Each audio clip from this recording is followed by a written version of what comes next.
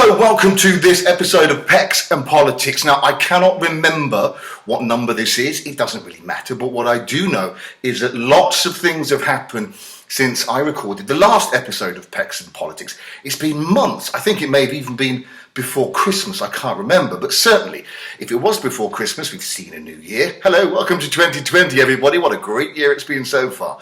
Of course, we've also seen coronavirus. That's been a wonderful thing, hasn't it? We've all been on lockdown since then. Things are beginning to ease up in certain places around the world. And of course, most recently, the last week or so, we've seen the murder of George Floyd and the race riots all around, and protests, most importantly, all around the world. Now, this episode I'm calling Angry White Man, because that's me. I am an angry white man. And if you're white and a man, you should be angry too. Not because of these protests, not because of these riots, although, riots, perhaps we should maybe be somewhat angry about that. But the reason we should be angry is because we know, because we're educated. I've been an angry white male, since around 13, 14 years old. And why am I angry? Because I know my history. I know British history. I know the history of the United States. I know the struggle that black people went through to get what rights they have now, which certainly isn't enough. Well, they have the rights, but their rights aren't protected. I know the way black people have been treated in the United Kingdom, the history of black people and non-white people, the way they were treated in the name of British Empire, in the name of the Queen, in the name of Britain, in the name of me being a British subject of the Crown. What was done to make Britain one of the most wealthiest countries in the world, and how it extorted and raped and pillaged from other countries in order to do that. I understand the history. I understand slavery and how that the ripples of the effects of slavery, not just in the United States, let's just not say it's an American thing, because slavery, most European powers were involved in slavery. The United Kingdom, France, Portugal, Spain, the Netherlands, where I live now. We were all involved in slavery and all benefited from the slave trade. So let's not just try to pretend that just because slavery continued in the United States longer than it did in European countries, that we didn't benefit from it too. And even in the last century, we've lived through apartheid in South Africa, as I said, the civil rights movement in the United States. We had black people and people from India, Pakistan, Bangladesh, or what was to become those countries, come to fight in the name of the United Kingdom in both, got the hiccups there, in both world wars, and die in the name of Britain. And yet when Britain won the war, white people in Britain were looking around saying, oh, thanks for fighting for us, when are you fucking off back home? That's why I'm angry. The same, black soldiers dying in the name of the United States of America. That makes me angry. What also makes me angry is that people seem to think America is a white country still. America wasn't a white country, America was a brown country before the white people came over and butchered and poisoned and sold alcohol to them and shot them en masse. That's what makes me an angry white man.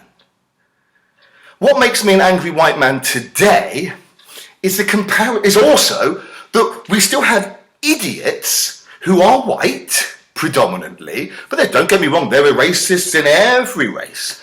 But we're talking about British history here.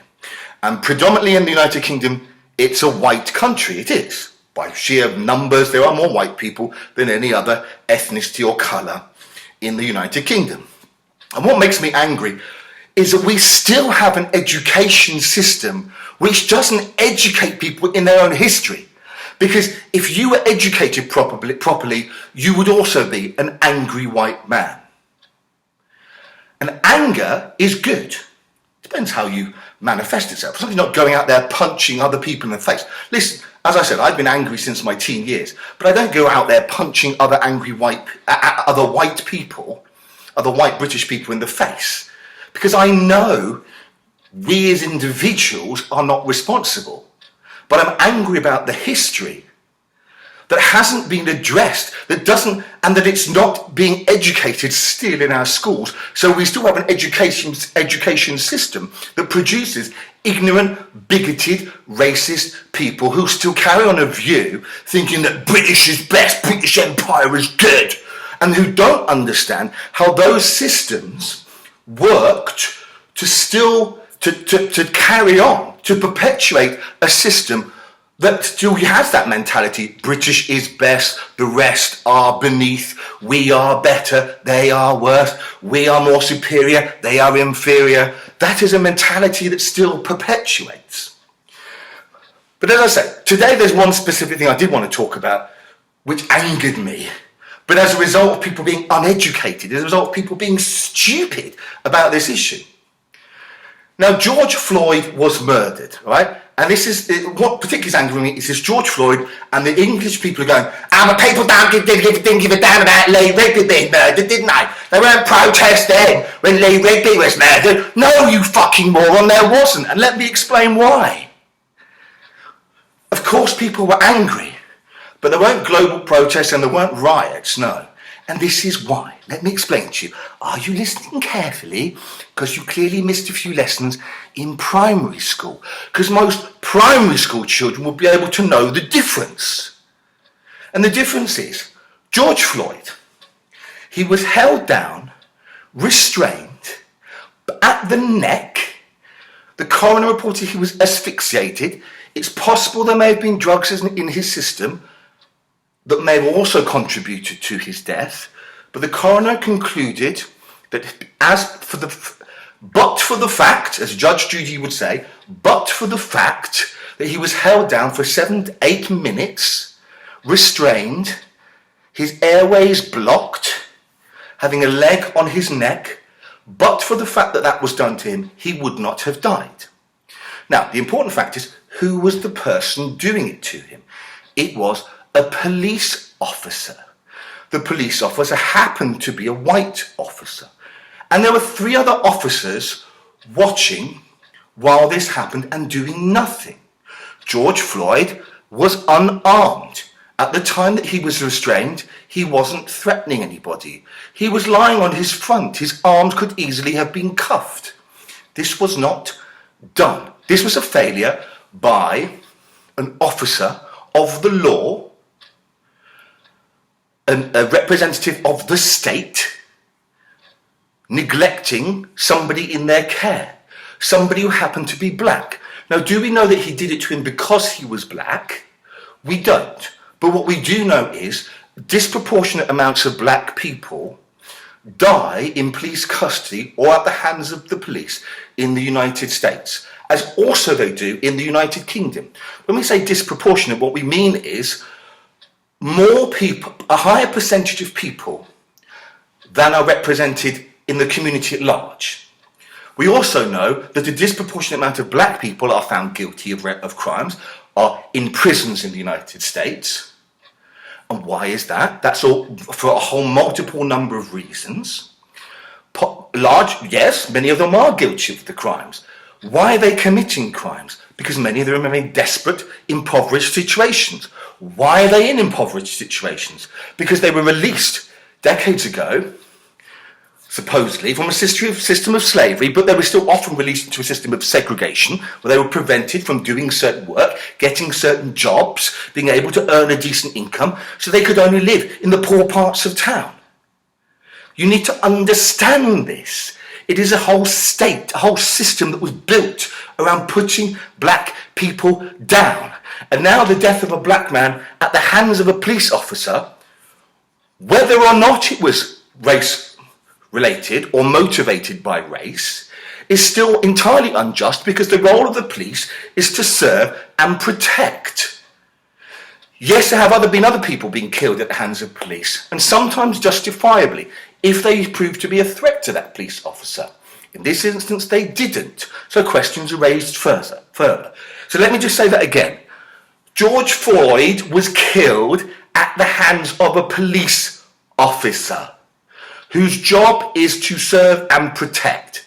Now let's go to Lee Rigby, because nobody complained when Lee Rigby was killed. Actually, lots of people said stuff about the Lee Rigby murder. It was awful. It was terrible. He was killed by a black man. The black man, however, wasn't a police officer, wasn't a member of the army. Lee Rigby was, but he wasn't a member of the army. He didn't represent the state in any way. He wasn't doing it in the name of any government or any country. No, he was doing it in the name of a terrorist organisation. He admitted to being a terrorist. Now, terrorists do not exist to serve and protect. Actually, he was doing exactly what he said on the tin. He's a terrorist. That's what terrorists do, terrorise people. And very often, they do target specific groups of people because they see them as the enemy. So a white British person, yes, it was terrible and it was racist in that sense, but he was a terrorist. That's what terrorists do. It's just like a Catholic, a member of the IRA, killing a Protestant. Well, that's their target group, but that's what they do. They're terrorists, and people do stand up and say, this is wrong, and terrorism is wrong, and this shouldn't be happening. But he wasn't a police officer. He didn't do it in the name of any government, any government body, and that is the point. He was doing it because he was a terrorist, killing anybody he could find who was part of the enemy group. Now, are you saying to me that that police officer was also a terrorist? Well, that might be true, but then he shouldn't have been a police officer, and he was committing an extra crime. If he was some white supremacist, that would definitely prove the point, wouldn't it? That some white supremacist was able to get into the Minneapolis police office and become a police officer. And he was therefore definitely killing George Floyd because he was black. But irrespective of the fact whether we know he was a racist or not, he killed a man in his care unnecessarily. The guy was not threatening him. He exerted excess pressure on this man unnecessarily while 3 other police officers stood by, and he was videoed doing so. That is completely different to the death of Lee Rigby. How do you not understand that, you morons? And I call you morons because the people writing these stuff are adults. They go, how can they not complain when it was Lee Rigby? You're an adult with a brain, supposedly. How can you not understand the difference? Because you're an idiot and you think you're making a point. You think you're making a point that people don't care enough about white people. It's only black lives that all lives matter. Yes, all lives do matter, but at the moment, they don't. Governments do not showing equal care in certain countries to all people, all of the citizens, and that's what we're asking for. Nobody's protesting and saying stop murdering because we'd love people to stop murdering, but we know that's unrealistic.